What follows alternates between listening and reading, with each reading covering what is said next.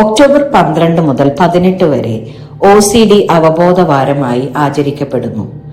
ഈ ആഴ്ചയുടെ ലക്ഷ്യം ഒന്നാണ്: ഈ അവസ്ഥയെക്കുറിച്ചുള്ള തെറ്റിദ്ധാരണകൾ നീക്കുകയും കൂടുതൽ മനസ്സിലാക്കലും കരുണയും വളർത്തുകയും ചെയ്യുക എന്നുള്ളതാണ്. OCD എന്നത് ഒരു മാനസിക ആരോഗ്യ അവസ്ഥയാണ്. മനസ്സിൽ ആവർത്തിച്ചു വരുന്ന ചിന്തകൾ, അതായത് ഒബ്സഷൻസ്, ഒരാളെ ചില പ്രത്യേക പ്രവർത്തികൾ ആവർത്തിച്ചു ചെയ്യാൻ പ്രേരിപ്പിക്കുന്നു. അവയാണ് കമ്പൽഷൻസ്. ഉദാഹരണത്തിന്, വാതിൽ അടച്ചോ എന്ന് പലതവണ പരിശോധിക്കുക, കൈ വീണ്ടും വീണ്ടും കഴുകുക, അല്ലെങ്കിൽ ഒരു കാര്യം തെറ്റായി പോയി എന്ന ഭയത്താൽ വീണ്ടും ചെയ്യാൻ തോന്നുക. ഇവയെല്ലാം OCD ലക്ഷണങ്ങളായിരിക്കും. ഇത് ഒരു ശീലമോ സ്വഭാവ പ്രശ്നമോ അല്ല. ഇത് മസ്തിഷ്കത്തിലെ രാസപ്രവർത്തനങ്ങളുടെ ബന്ധപ്പെട്ട ഒരു അവസ്ഥയാണ്. It's something related to your brain actually. So പലർക്കും OCDയെ കുറിച്ച് തെറ്റിദ്ധാരണകളുണ്ട്.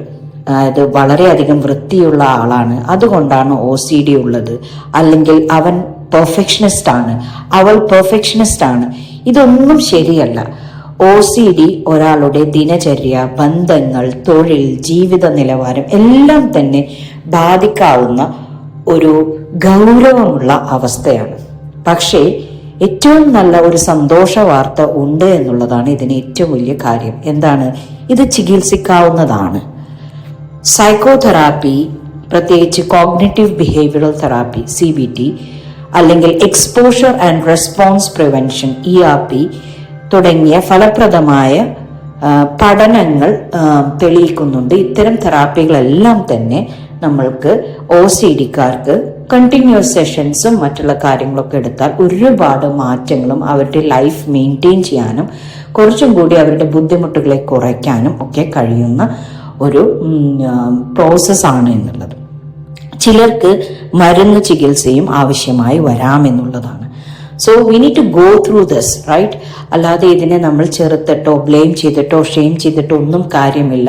Continuous psychotherapy sessions plus medication if needed. മനസ്സിനും ശരീരത്തിനും ഒരുപോലെ പ്രാധാന്യം നൽകുക എന്നുള്ളത് വളരെ ഇമ്പോർട്ടൻ്റ് ആയിട്ടുള്ള ഒരു കാര്യമാണ്. OCD അനുഭവിക്കുന്നവർ ഒറ്റപ്പെട്ടു പോകേണ്ടതില്ല എന്നുള്ളതും അവർക്ക് സഹായം ലഭ്യമാണ് എന്നുള്ളതും നിങ്ങൾ അറിയിച്ചു കൊടുക്കുക. കൗൺസിലിംഗ്, പ്രൊഫഷണൽ സഹായം, അതുപോലെ തന്നെ സപ്പോർട്ടിംഗ് ഗ്രൂപ്പ്സ് എല്ലാം ഇന്ന് അവൈലബിൾ ആണ്. അപ്പം ഈ OCD അവബോധവാരത്തിൽ നമുക്കൊരു സന്ദേശം എല്ലാവർക്കും നൽകാം. എന്താണത്? മനസ്സ് സുഖമായാൽ ജീവിതം സുഖമാണ്. OCDയെ മറക്കരുത്. പകരം നമ്മൾ